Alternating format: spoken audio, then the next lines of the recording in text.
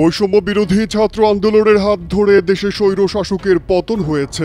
সোনার বাংলা গড়ার কথা বলে যারা দুর্নীতি আর লুটপাটে মেতে ওঠেন তাদের একজন জুনায়েদ আহমেদ পলক যখন তখন ইন্টারনেট সেবা বন্ধ করে দেন। দেশের তথ্য প্রযুক্তি খাত থেকে হাজার কোটি টাকার দুর্নীতি করেছেন। তথ্য প্রযুক্তির উন্নয়নের নামে একের পর এক প্রকল্প নিয়ে বাজেট থেকে শত শত কোটি টাকা লোপাট করেছেন। প্রতিমন্ত্রী হওয়ার পর নিজের ব্যক্তিগত সম্পদ বেড়েছে কয়েক গুণ। এই খাতে ছিল না কোনো জবাবদিহি। সরকার পতনের পর পালাতে গিয়ে বিমানবন্দরে আটক হন পলক। সেই ছবি ফেসবুকে আসার পর অকথ্য ভাষায় গালাগাল করছেন নেটিজেনরা।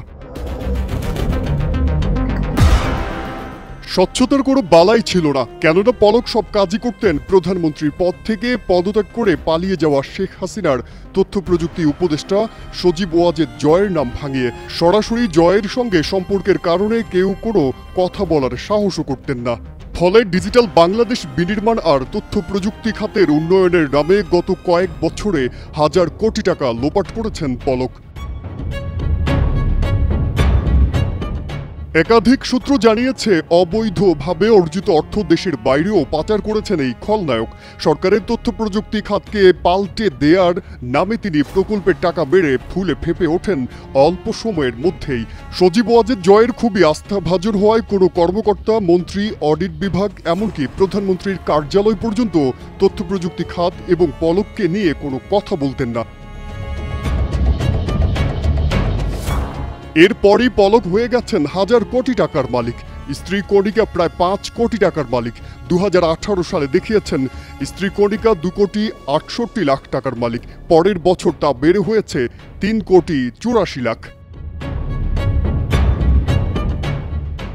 ২০০৮ সালে পলকের ১৫ শতক মাঠের জমি, ব্যাংকে ৫০,০০০, নগদ ১০,০০০ টাকা, ১০ ভরি সোনা, ২৫,০০০ টাকা দামের একটি রেফ্রিজারেটর ও ১০,০০০ টাকা দামের একটি মোবাইল ফোন। ঠিক ৫ বছরের মাথায় এখন তিনি ভিশন বিল্ডার্স লিমিটেড কোম্পানির ৮০% শেয়ারের মালিক। পলকের সঞ্চয়পত্র আছে ২০ লাখ টাকার, ২৩,২০,০০০ টাকার মূল্যের একটি অত্যাধুনিক প্রাইভেট কার, সোনা ১০৩ ভরি ও নগদ রয়েছে ১০ লাখ এবং ব্যাংকে ৩,৮০,৮৭৩ টাকা। প্রতিমন্ত্রী থাকাকালে তার মন্ত্রণালয়ের নেয়া বিভিন্ন প্রকল্পের দুর্নীতির বিষয়ে দুর্নীতি দমন কমিশনে একাধিক মামলা রয়েছে।